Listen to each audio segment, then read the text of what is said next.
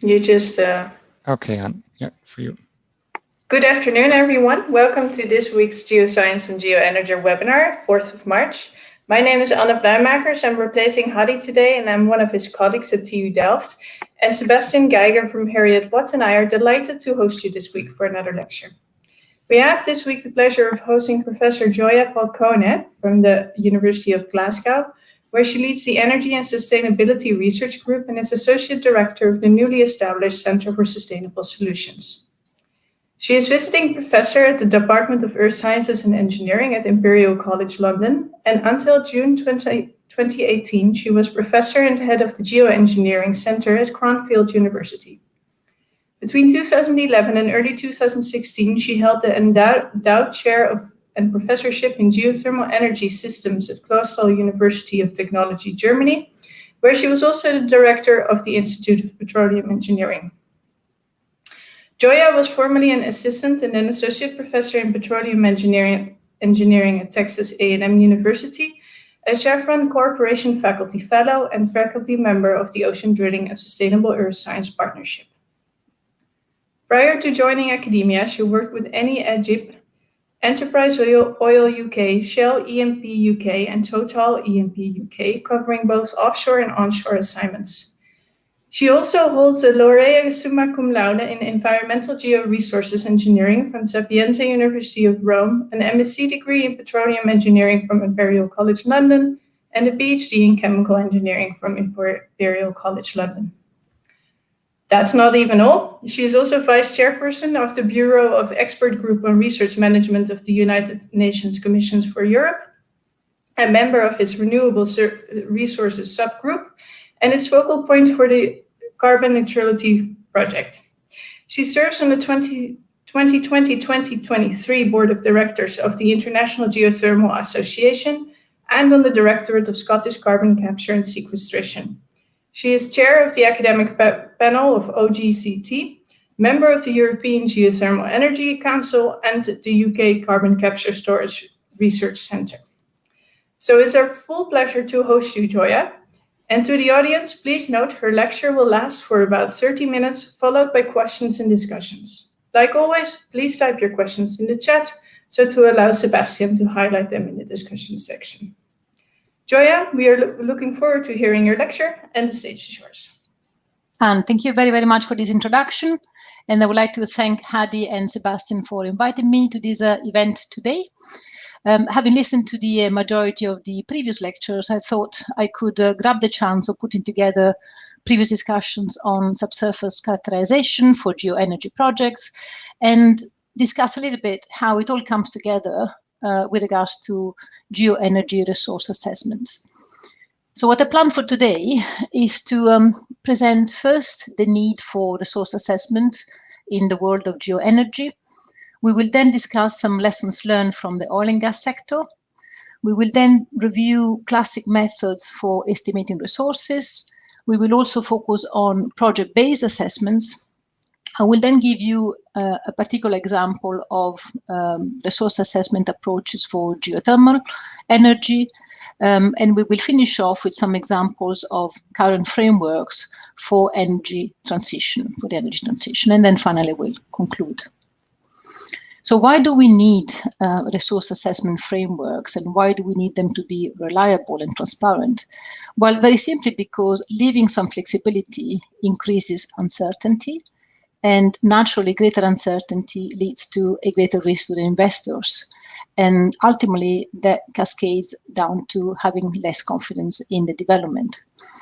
So really a wish classification framework is one that is capable of characterizing the resources in a representative way, reflecting the maturity of the resources and the uncertainties, while also capturing the present value versus future potential. There is a problem. The problem is that there are potentially very diverse end users of classification frameworks and resource assessment frameworks. There could be governments, field owners, operators, investors, reserves auditors, insurance companies, stock exchanges, and also international associations, agencies, and councils. And you can imagine that these different stakeholders are very likely to have different priorities in the way they approach a resource assessment, and they also have different goals as entities. So it is difficult to get them to agree on the ultimate objective of a geoenergy resource classification framework. So we have, or we should have, learned by now some very valuable lessons from the oil and gas sector, which also falls under the category of geoenergy.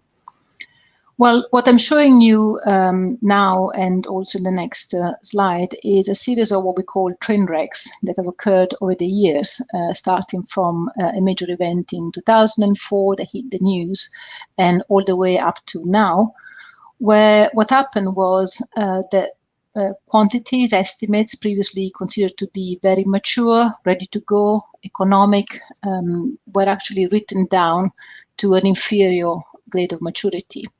And they had very, very severe financial implications and many other consequences within those organizations and in certain regions of the world. This has happened across the spectrum of operators, across different geographical locations.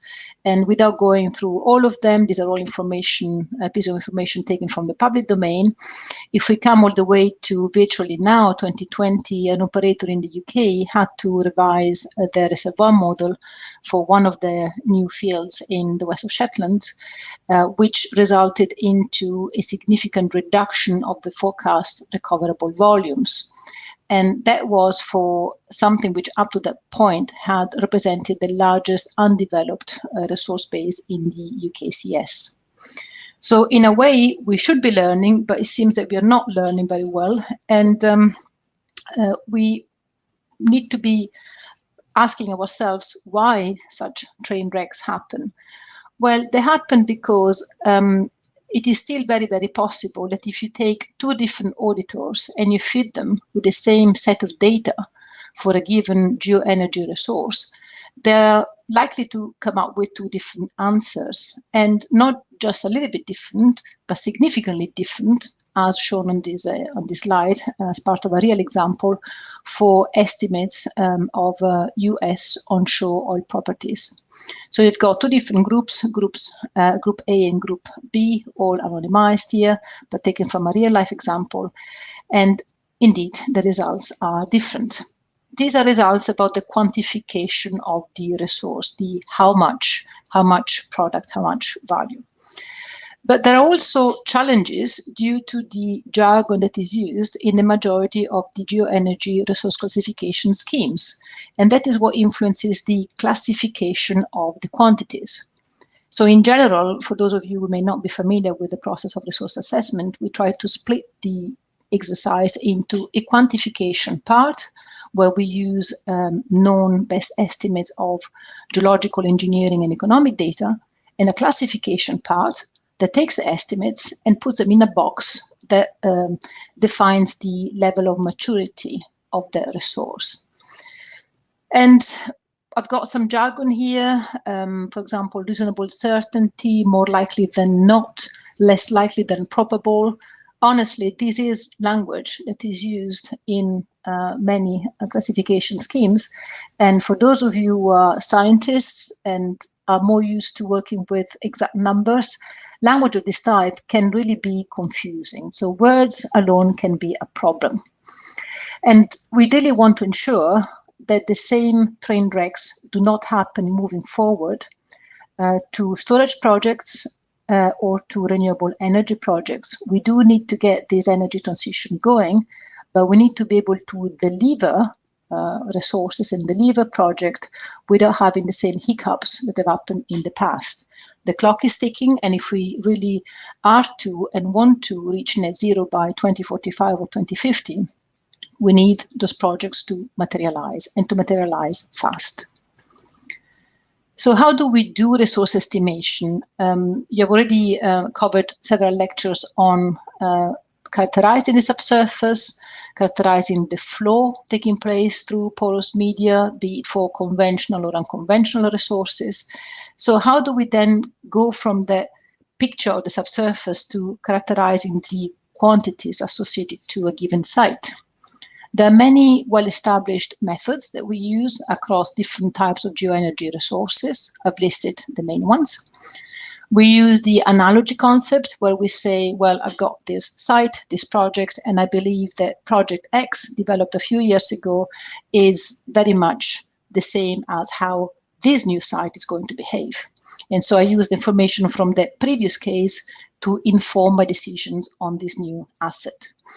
We have analogy as a technique applied also to geothermal projects. We call it the power density method, where we try to look at equivalencies or analogies in terms of megawatts per unit of surface area.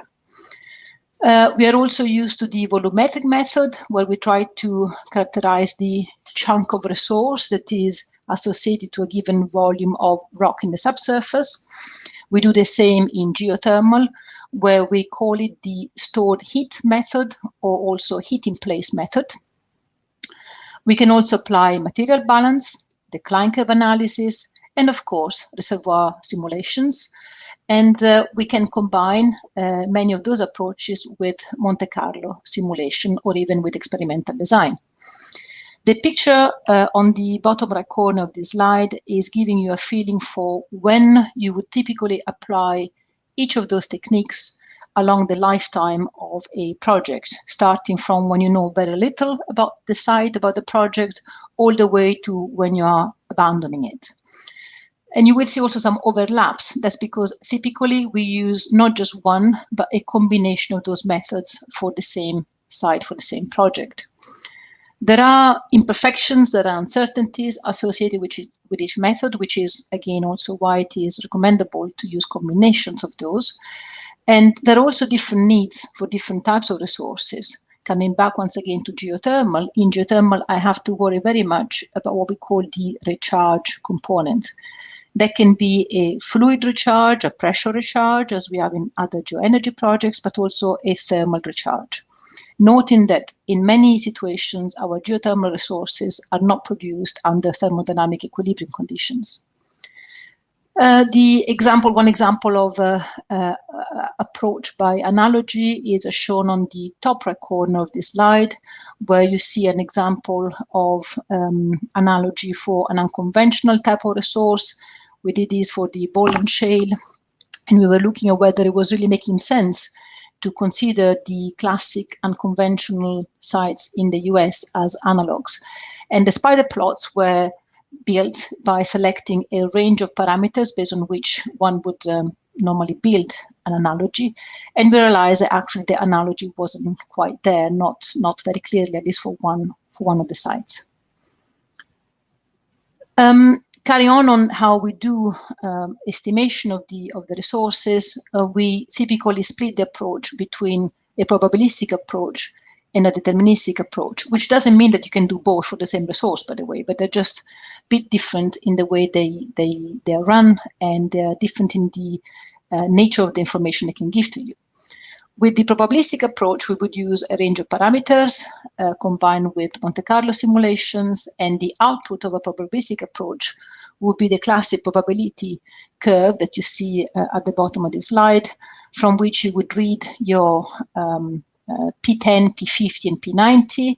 That is the estimates associated to a probability of 10%, 50%, and 90%, respectively. You can also then try and see whether you can establish some sort of relationship between the probabilistic results and what you would, on the contrary, obtain with a deterministic approach. Deterministic means you just do shots of cases rather than continuous probabilistic simulations. And you would then select cases that you consider represent your low estimate, your best estimate, and your high estimate, as in a pessimistic model, a best guess model, and an optimistic model. You see a lot of P values and P numbers on the slide. That's again jargon which is used in resource assessment. We tend to say that a P1 corresponds to a low estimate, which also has an associated high level of confidence. P2 is when you have a moderate level of confidence, and P3 is when you have a low level of confidence. P1 plus P2 corresponds to your best deterministic scenario, and P1 plus P2 plus P3 corresponds to your high deterministic value. And the circles at the top here are telling us that, for example, if you are considering a geoenergy resource that you want to produce, you're very likely to leave behind some amount of that resource, and only a portion of the total would be ultimately recoverable. And then zooming into the recoverable quantity, you can picture your P1, P1 plus P2, P1 plus P2 plus P3 values, with the larger circle being the one on which you have not such a high level of confidence. And finally, the red circle is reminding us that as we proceed throughout the life of a field, throughout the development of a field, you're going to start producing at some time, and so you're going to start building a past production history while still aiming at forecasting what the future will bring to you. And once you have your low, best, and high case with an associated quantity or estimate of the resource size, you would then be able to also attach a risk to that. I think I need to put this away. And for example, in this case, it is shown that there is a high risk for the 3 different cases.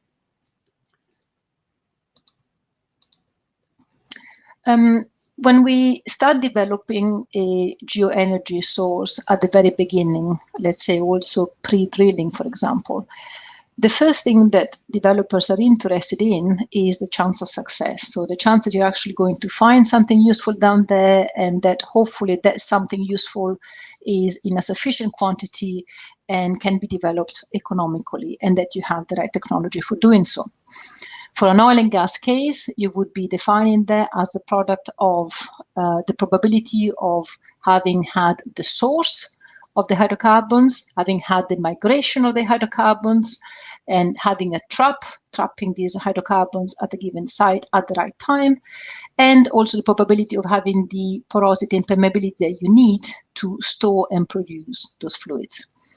Later, you would superimpose also development parameters. For example, the probability that your economics are right, the probability that the technology is available and mature, the probability of your field development plan, and other potential factors.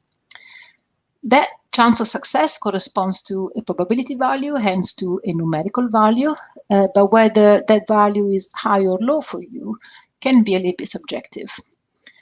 And I can do something very similar in geothermal, and in fact, we do something very similar in geothermal. Typically, we use temperature, permeability, and fluid chemistry as the parameters that, together with the corresponding probabilities, would define the probability of discovery. I said typically because if I mention to you projects, geothermal projects, such as closed-loop geothermal projects, you're probably less interested in the fluid chemistry because you're not producing directly the geofluids. You are circulating artificially a fluid from surface. You're probably not so interested in permeability because, again, you're not flowing the geofluids, but permeability might still influence convection movements induced by thermal energy withdrawal. And if this were a CCS project, what parameters should you consider to define the probability of success in that case? Well, the specifications that were developed by the UNFC in 2006 for the classification of storage projects come to help.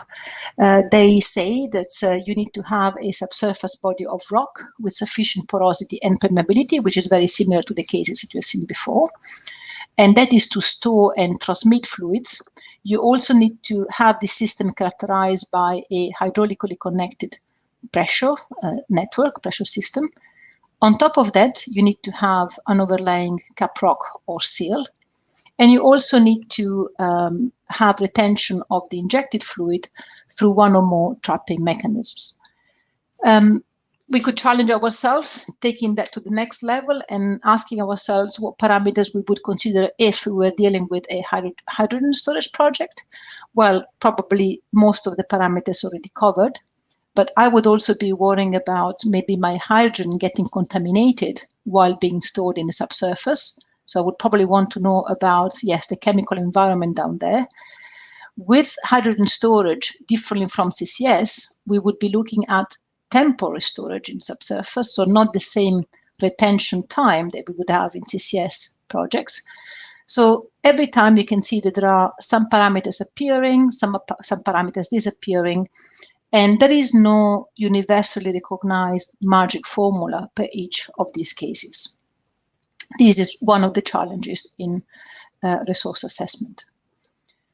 Well, so far I've been talking quite a bit about subsurface, and this is obviously the right audience for doing so, but are we actually assessing the subsurface itself, or are we assessing the project?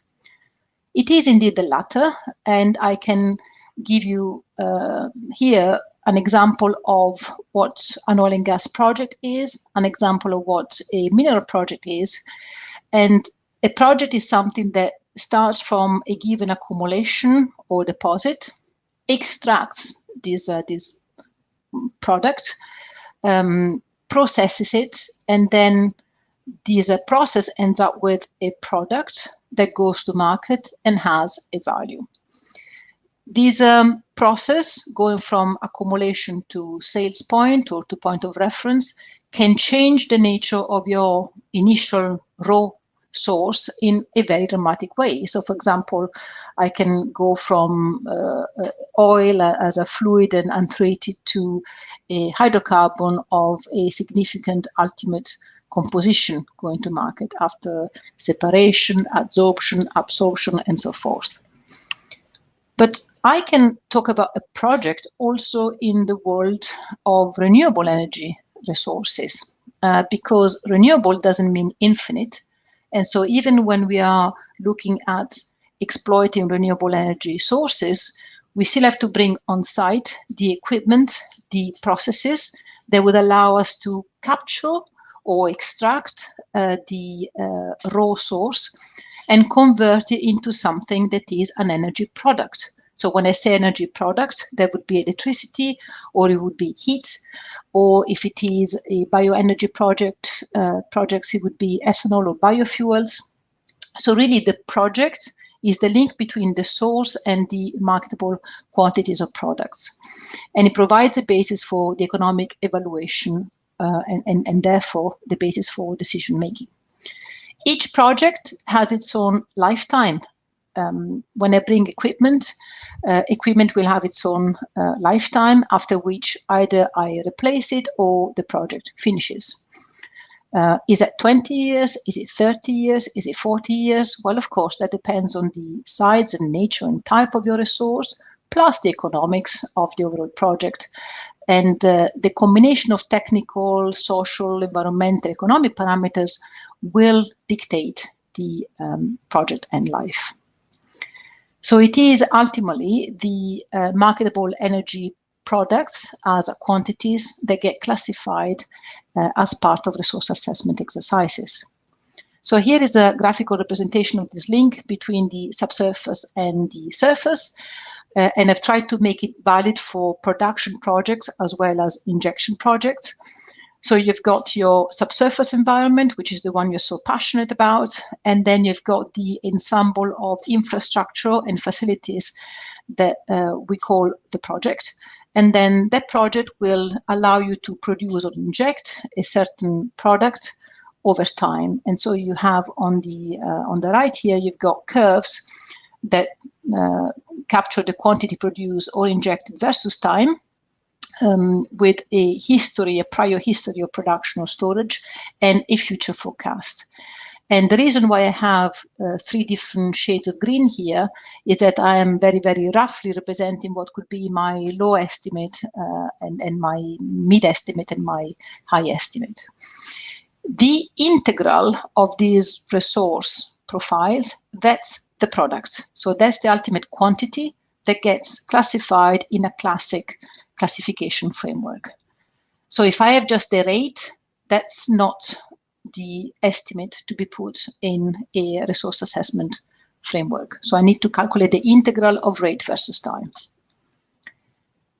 So let me now give you a series of examples of approaches which have been taken in the geothermal sector for the assessment and classification of resources. First of all, we need to understand that in geothermal, it is not so straightforward to understand what the target really is. Am I targeting the source per se, the reservoir as a subsurface medium, or the fluids contained within the reservoir, or the heat stored in the subsurface? So is that the recoverable volume, the recoverable heat, the recoverable power, or, to be very material, is it simply the net value, dollar value of the project? For example, if I'm dealing with geopressure resources, these are resources which are highly pressurized. It's hot brine, which is contained in these resources. In other words, it's just water that has been trapped during the burial process.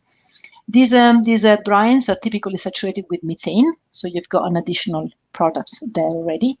They're typically found in large and deep aquifers, and the wells can flow pressurized to the surface because of the burial process. And there is a water temperature that can be quite high, up to 200 Celsius. So then in one project, potentially you have 3 different forms of energy that could be exploited. You've got the thermal energy from the high temperature, but you also have the hydraulic energy from the high fluid flow pressure. And you also have chemical energy from the presence of dissolved methane. So you would have to decide what is the target resource prior to jumping into a resource assessment, because you have to decide what is the product that you want to quantify and classify. Having said that, there are projects that can be multi-product, and you would then define very simply the different points of reference for each of these products, and you would report those quantities separately. There is an issue of units. Are you mixing and matching, for example, volumes of something or mass of something else, joules or barrels of oil equivalent? Well, this is a problem that the world hasn't resolved because there are no unique, unambiguous, and equally valid equivalences. Even if I convert everything to the same unit, that doesn't necessarily consider the overall carbon footprint of different energy projects. But anyway, I'm not going to enter into the debate of units. I just wanted to say that it is possible to classify multiple products as part of the same energy project. In geothermal, so with this introduction, the typical approaches have been by whether the resource had already been identified or whether it was still undiscovered, and whether it was accessible or inaccessible.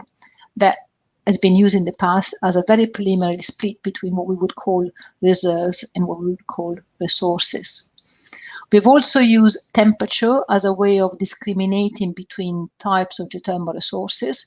The problem with that, however, is that technology really advances very, very fast. So in the past, we used to say that you couldn't possibly dream of making power from a geothermal project of a temperature less than 150 Celsius.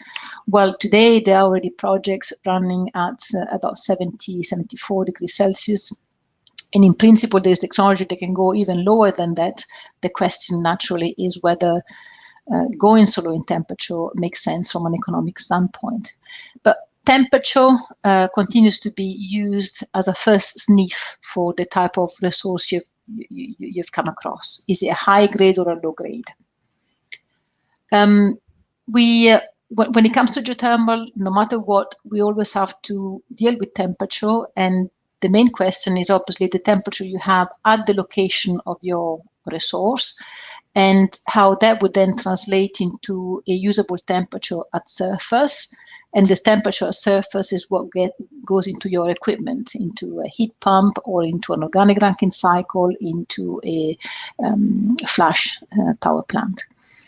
So this slide is simply showing how, especially at the early exploration date, when we haven't drilled into the resource yet, we can estimate the temperature at depth by taking into account the heat flow, the mantle heat flow, the thermal conductivity of the subsurface environment, the depth you're working at, whether you have radioactive heat generation, etc., etc. There have also been approaches aiming at classifying geothermal resources by temperature, but also by use and by whether that resource was already producing or just a speculative potential resource. We've also got accustomed to accepting that even though you may have a large theoretical estimate of your geothermal resource, only a portion of that is technically recoverable, and only a portion of that technically recoverable can be economic. Only a portion of the economic amount can be sustainably produced, honoring environmental, social, and social environmental constraints. And finally, only a sub-portion of the sustainable amount could be developable. I mentioned earlier the heat in place as the volumetric method that we use for estimating geothermal resources. Not always, but most of the times. What does that mean? It means that you are trying to quantify the stored heat by taking into consideration the portion of the heat which is in the rock, the portion which is in the steam, if you have a high energy, high temperature resource, and the portion which is contained in the water. And each portion is a function of the space occupied by that particular material. So you will see, for example, the porosity and the 1 minus the porosity. You will recognize the saturations. And then out of this total static picture of the heat in place, you will need to take only the portion that is recoverable by the project. So again, it's the quantity that can flow through the subsurface, that can flow up the wells, and that can go to your equipment and can make it through your equipment to give you an energy product. Hence, if I'm discussing a power project, after calculating Q, I will superimpose a recovery factor. I will then multiply the result by the conversion factor of the power plant. I would also consider the plant capacity factor, the power plant life. And it sounds nice and easy, but unfortunately there are uncertainties, talking about uncertainties, in each of those parameters shown on the slide. Certainly there are many uncertainties on the recovery factor, especially during the early days of appraisal, exploration appraisal of a field. We have decent history of recovery factors for the classic geothermal resources, but we certainly don't have enough knowledge for some of the newer or more unconventional geothermal exploitation methods. So if I make once again reference to enhanced geothermal systems, there are some types of EGS that are very, very little known still. So we are more at the R&D stage than ready to go commercially. We can really count on our fingertips the number of pilots and demonstrators that have been done across the world. So the figure on the right-hand side is just capturing this concept that as time progresses, as you gain more information on your geothermal resource, your range of recovery factor estimates should reduce. And then if you want to apply the heat in place method with a probabilistic approach, you can do so by calling upon the Monte Carlo theory, based on which you would give a probabilistic characterization to each of your key parameters in the heat in place formula, and then hoping that you got the right assumptions for those probability functions, you would end up with a cumulative distribution function out of which you could read the probabilistic P10, P50, P90 values of the product that you can get out of the resource. There's also been an approach based on increasing geological knowledge and confidence, complemented by considerations on energy recovery and conversion, economics, environmental, social, legal, and regulatory factors. This is the approach that was taken by the very first geothermal code that came out, which was the Australian Geothermal Reporting Code, first issued in 2008. And with the next 3 slides, I'm just going to give you a very, very simple feeling for how you go from knowing hardly anything about your site, about your resource, to finally constraining a little bit more the volumes that are likely to be producible. Imagine that you are looking at an area next to a volcano or a volcanic crater. So there was a volcano in the past. And at the moment, you haven't done any drilling yet. You haven't even done any surface geophysics yet, but you do have some indications from surface that there might be a geothermal resource down there. For example, because you have fumaroles or you've got springs. And you start putting your boundaries around your resource, but with great uncertainty at this stage. Then you might decide to invest some money into the geophysical surveys at surface, and you start getting a better feeling for the structure of your resource. And then finally, when you start to drill your wells and acquire also cores and logs and fluid samples, you will be able to draw the boundaries with a little bit less uncertainty.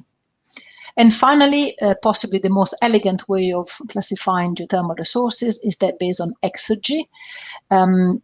I don't know why we all tend to be scared by exergy. It's like a difficult word. It's not really, according to the good old thermodynamics. Exergy is very simply an indication of the quality of the energy. It's not just the quantity, but it's the quality of the energy. It's how it could translate into usable work, which is ultimately what we want when we produce geoenergy resources.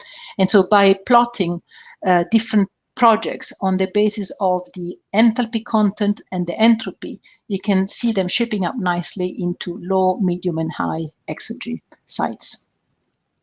So now, working towards the end of this presentation, I just wanted to give you some examples of current frameworks that are already being used as part of the energy transition, because they allow us to classify different geoenergy projects, not just the conventional geoenergy projects.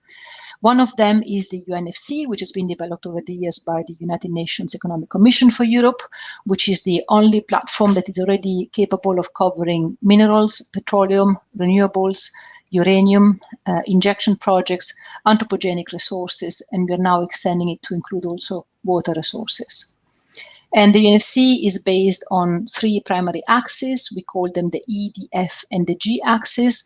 What I've been covering up to now, talking about the uncertainty or level of confidence in the recoverability of the estimates, would fall on the G axis. That's where you put your spread of P10, P50, P90 values. E and F, on the contrary, are capturing the economic, social, environmental viability of your project, because UNFC is a project-based classification system. And F would cover the technical feasibility and technical maturity of your project. So if you are at the low end, so if your project is classified as an E3, F4, G4, it means that your development is not expected to become environmentally, socially, and economically viable in the foreseeable future. Loose jargon. F4 means that the development project has actually not even been identified yet. And G4 indicates that the quantities associated with the project have only been estimated based on primarily indirect evidence. So you got a low maturity of project. It's not quite ready to go. In fact, it's not at all ready to go, compared to what would be an E1, F1, G1, 2, 3. And if you are dealing with a carbon capture and storage project, you're probably familiar with not only the UNFC that can classify such projects, but also with the SRMS, which was published by the SP 1 year after the one of the UNECE. And it's, again, looking at a grade of maturity and a grade of chance of commerciality of a project, depending on the information that you have. Specifically for a CO2 project, you would be looking at whether the storable quantities have already been discovered, whether they have not only been discovered, but they're also considered to be commercially viable, or whether you are already injecting, in which case you know more about the project and you have at least proven some aspects of the overall feasibility of the project. So in conclusion, I would like to say that we need to do resource assessment. We need to classify and compare geoenergy projects.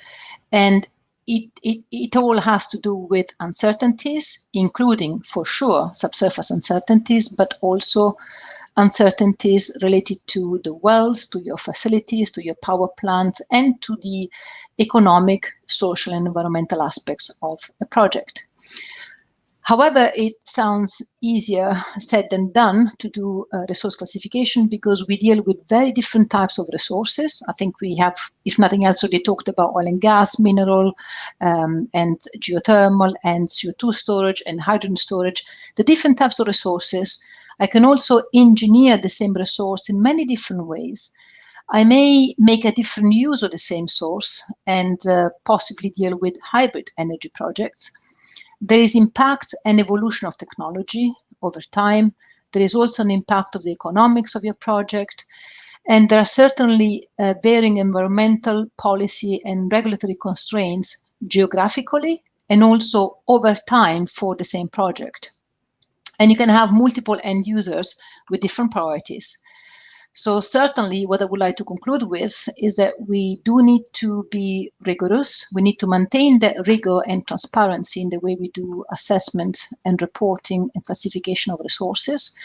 When I say rigor, it means that we shouldn't really be afraid of capturing all the uncertainties. When you are at an early stage, when a site has not been known before, when you don't have a clear, obvious analog, then you are dealing with these range of uncertainties, and you shouldn't be afraid of maintaining those uncertainties until you start getting some additional information. You do need to remember what we said at the beginning of the talk about transparency of language. Sometimes the jargon is not that transparent, and I think we need to be consistent in the approach to geoenergy projects so that we can compare apples with apples.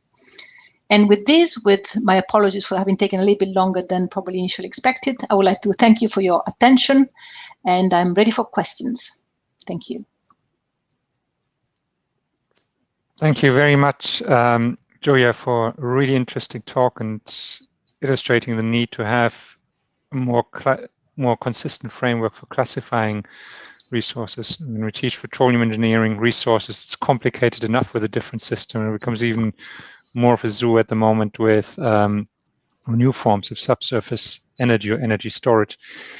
We do have a few questions coming in, so please continue typing your questions into the chat room. The first one is from Anders Waldis.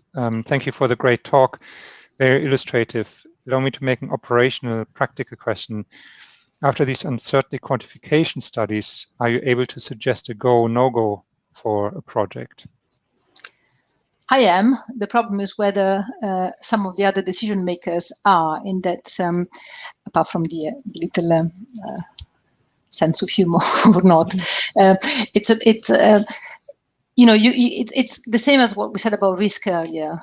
You can have high, medium, or low risk interpretations that vary subjectively. So if you're an investor, for example, at the end of the day, it's down to you to decide on the risk that you're prepared to taking. So one can only say, based on my rigorous technical analysis, economic analysis, I believe that this is the level of maturity of this project based on this framework. And then up to you, end user, to decide whether you want to go for it or not. Up to you, government, to decide whether this is a priority to be developed and where you should be investing R&D funding or not. So these classification systems are offering you a way of comparing projects, but they're not making the decision for you. They're just telling you where you are at. Ultimately, risk decisions are individual. Thank you. Christine Meyer has a two-part question. Thank you for a great talk. What would be your recommendation? How many uncertainty parameters one should consider while evaluating P10s to P90s? How often should one reevaluate a project? And she follows this up and says, can there be too many uncertainty parameters, and what would be a sweet spot? Thank you. Yes, this is a known problem. So when you think that something is uncertain, you need to consider it. The question, I think, is uncertain by how much? Is it a plus or minus 0.5% or a plus or minus 5%? It's the same as doing a mathematical error propagation analysis. So you do have to put the numbers in, and at the end of the day, the spread will mathematically take into account all the ranges. And so what you put in goes out, yes. there are at different points during your field development plan, there are different ranges of parameters for different parameters. So different ranges of variation and uncertainty for different parameters. So you have to keep on updating your analysis. And what I actually failed to say is that we repeat resource assessment and resource classification on a regular basis. If I'm doing reporting for disclosures, I would do that annually. And within a corporate, if I am the operator, if I am the project owner, I would do it at least 6 monthly, most likely monthly. So as soon as you have, well, you only update your estimates when you have new information, of course, otherwise you don't waste your time. So every time you repeat the exercise, and you might get different views of your parameters uncertainties.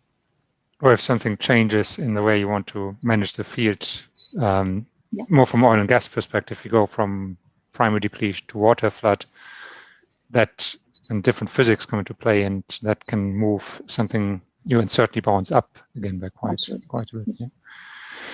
Yeah. A question from Andreas Busch, who I think you know well. Hi, Andreas. Thank you for the talk, Gioia. Apologies if I missed something by joining a bit late. Is the standardization for geothermal resource assessment a real global effort, or by few countries, organizations only? Thanks, Andreas. And you didn't miss anything special, I'm sure. What we've done with the UN and what bodies like the SPE have done is meant to be global. I would like to say that what has been done under the UN is probably more global, because historically maybe oil and gas was more dominated by areas where there were evidently oil and gas resources in abundance. So for the UN effort, for example, for the geothermal specifications, we joined forces with the International Geothermal Association, and we specifically chose and recruited volunteer experts representing the world, and also representing key umbrella organizations. So we made sure that we included, for example, the European Geothermal Energy Council to cover Europe. We also had representation from America. We had the support and the sense check from organizations such as the IEA, the DOE. So it was worldwide, and we had support from the World Bank ISMAP program. Okay, thank you. Yeah, there was a question I had as well. Is what role do some of the organizations play? EAGE, for example, they had tried to set up their own resource committee to specifically look at the technically consistent evaluation of resources beyond oil and gas, and because that's great knowledge of technical expertise that we can tap in as well if and when needed. A question from Marcelo Benitez, Professor Falcone, thank you for your presentation. Always a pleasure. Greetings from Saudi Arabia. Greetings back, Marcelo. My question is, how do you see the close future in terms of the use of CO2 for enhanced oil recovery, but also for storage? And again, there's a second part to the question. What are the research questions that we need to answer first? Thank you, Marcelo, and it's always nice to have you participate in my talks. Marcelo was a student in TU Glasgow. So very good point. CO2, but also CCUS. I've only used the nomenclature CCS on the slides, and we shouldn't be forgetting the possibility of also doing some use of the CO2 while we inject it. Some systems are less attentive to the possibility of using the CO2. We tend to say that probably SRMS is less attentive to CCUS than the UNFC is. We have done studies where, for example, in the UK offshore, some situations, if you don't do some use of it, it might be uneconomic for you to do CCS alone. The second part of the question, I don't remember, was about priorities, so I forgot. What are the research questions that we need to answer first? So the research, I would say we're actually dealing more with economic questions at this point than the technical questions, because EOR with CO2 has a history, has been done, but it's not directly reproducible in all environments, for example, going offshore. Thank you. another old acquaintance, Tanas Pak, thanking you for the great talk. Would it be possible for you to talk a bit more about the UNFC and is it being relied on or applied for measuring energy sustainability globally? Thank you. Certainly happy to say a few more words. So yes, it is being already applied globally. It has already been adopted by individual countries and also regions, such as the African region. And the reason why there has been this attention to UNFC is that, as I mentioned before, it is the only tool that can allow you to compare different energy sources and even anthropogenic sources these days. So there has been a very, very increasing uptake. And what we are moving into next is moving on from UNFC being just a classification system to also being a resource management system. So we are now developing what is called UNRMS, which is the United Nations Resource Management System, that will also help developers plan the unfolding of their resources over time. Imagine picturing your portfolio of projects, your portfolio of GeoEnergy resources, and having a picture of by when which project will be coming online and by when you will have produced X from each of these projects. So it's really takes you from a static picture of an assessment done year on year to a time planning. Yeah, that's really interesting. So sorry for interrupting and interjecting my own question. Is there a scope for working with the likes of like Rystad Energy, for example, who try to do some mapping globally in the oil and gas projects, rely on these databases to say what, or BP Energy, World Energy Outlook comes to my mind, to filter some of that information into these big global reports and services? Yes, and I should probably state it that the EGRM, which is the body that is a custodian of the UNFC, is made of stakeholders from every representation, not just geographical, but also in terms of business. And we've got operators, we have consulting companies, we've got legal experts and legal firms.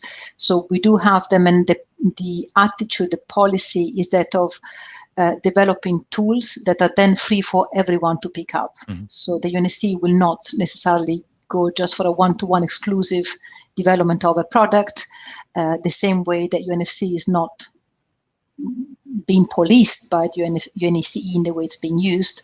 UNFCE makes UNFC available to the public, to everyone, and then people can decide to adopt it or not, to make it the law or not, but then they will have to be also responsible for enforcing anything that they attach to it. It's also related to the concept of competent person.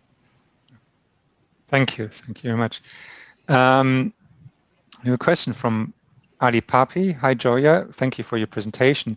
How do you compare the viability and future of EGS deep systems with respect to the newer, shallower high-perm reservoirs? Hi, Ali. It's nice to hear from you. Viability of EGS versus shallow high-perm. Obviously, if possible, we would like to go easy because we've got less technical risks. Because if we stay shallower, we have to spend less money for the drilling part. It's all down to what projects you have in a given country, in a given location, or in your portfolio if you're an operator.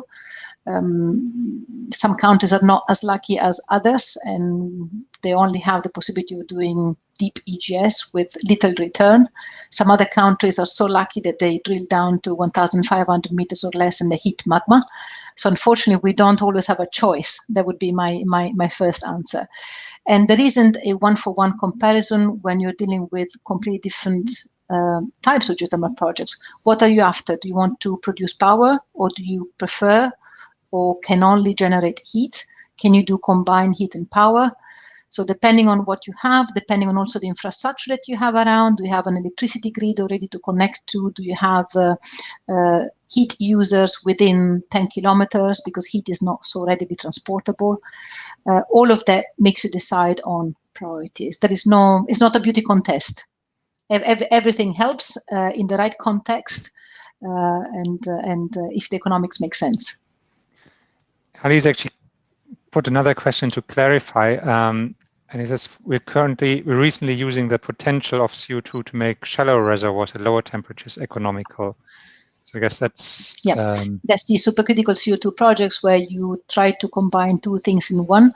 So you aim at using supercritical CO2 as your circulation fluid in closed loop systems, and because of the nature of the CO2, it will then still be able to give you electricity through an organic Rankine cycle type of equipment at surface. I think that's what Ali was referring to. Now, to my knowledge, it hasn't been commercially done yet. I think that there's been talking for a while about a pilot, but I wouldn't say something that it's proven to be replicable or that it has been proven the first time. But that's to my knowledge, of course.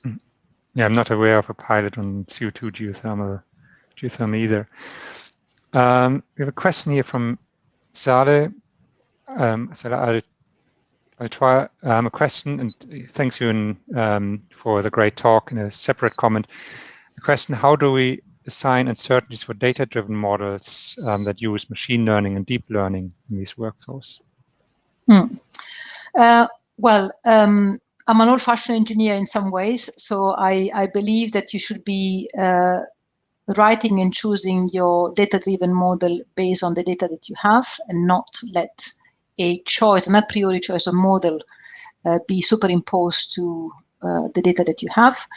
There are times when taking one such approach may not make sense. So if you just don't have enough data, if you have way too many uncertainties because of just no data, and if you cannot define the rules of your data-driven models because you don't even know the environment you're in, then your digital twin is maybe a bit it might run, it will give you something, but whether it's reliable or not. So it's always an art to define the minimum amount of knowledge, and it's not just data, because again, it's data from the site, but also from analogs, and it's also the relationships between data that are important in a data-driven model.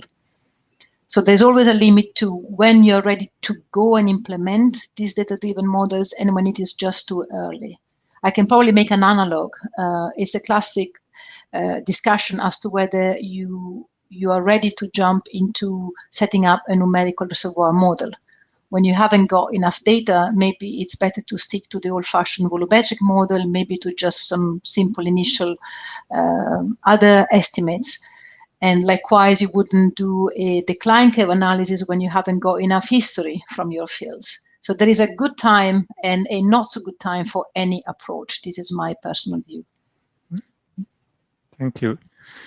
I completely agree with that assessment, and it goes back to what Keith Coates said. There's no question we need to model, but the model needs to be remodel. We need to consider the data that's available, the questions that we're asking, we're seeking to answer.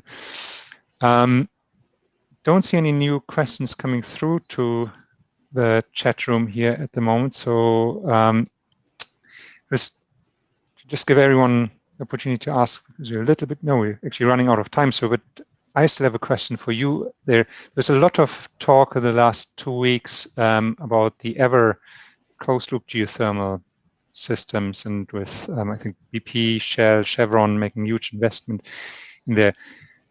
Is a technology like this going to fundamentally change how we do resource assessment, because possibly some of the uncertainties go away or are more limited, or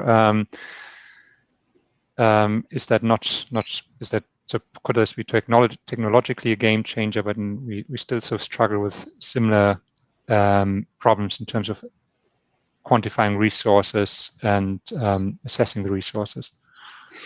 Well, first of all, the concepts like this have been discussed, presented, and patented for many years already.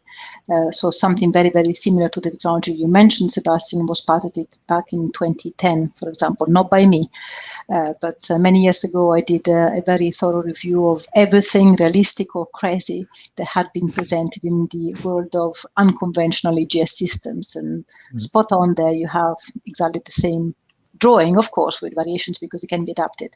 Having said that, that doesn't mean that having a pattern corresponds to having done it in the field. I work in the field of closed-loop systems, that technology being one example of a closed system. My view, based on the technological results that we have obtained over the years with my group, is that it's not a plug-and-play technology that can disconnect itself from the geological settings you are in. You're still dependent on the temperature that you have around. You're still dependent on whether you have a nasty and aggressive external chemical environment or not, in terms of system integrity over time. And in some non-porous systems, you are limited by conductivity only. So you're not being able to profit from the longer-term convective contribution. Mm-hmm. So then when you're dealing with conduction only, of course, you're limited to the contact of the surface area offered by your loop and the subsurface. But then you risk of cooling down very quickly the near wellbore region, let's call it like this. So I don't want to be negative, my approach is that those are solutions that need to be engineered on a case-by-case basis. So vis-a-vis each parameter, you will then decide if it is viable or not.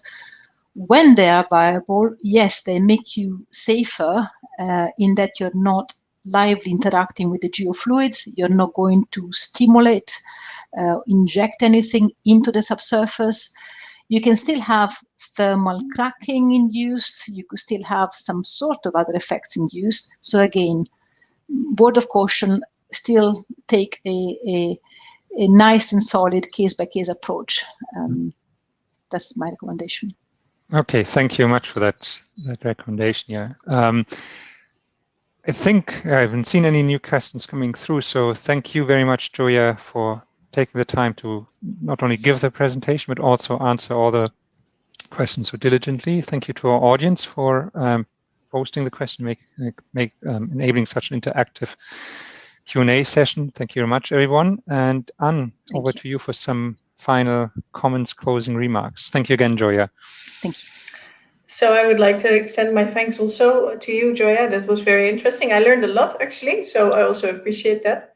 And thank you to the audience for listening. Note that next week we will host Ryan Armstrong. He's from the University of New South Wales, which means that our timing will be slightly different. So please keep an eye on your usual channels to figure out which time to be here online.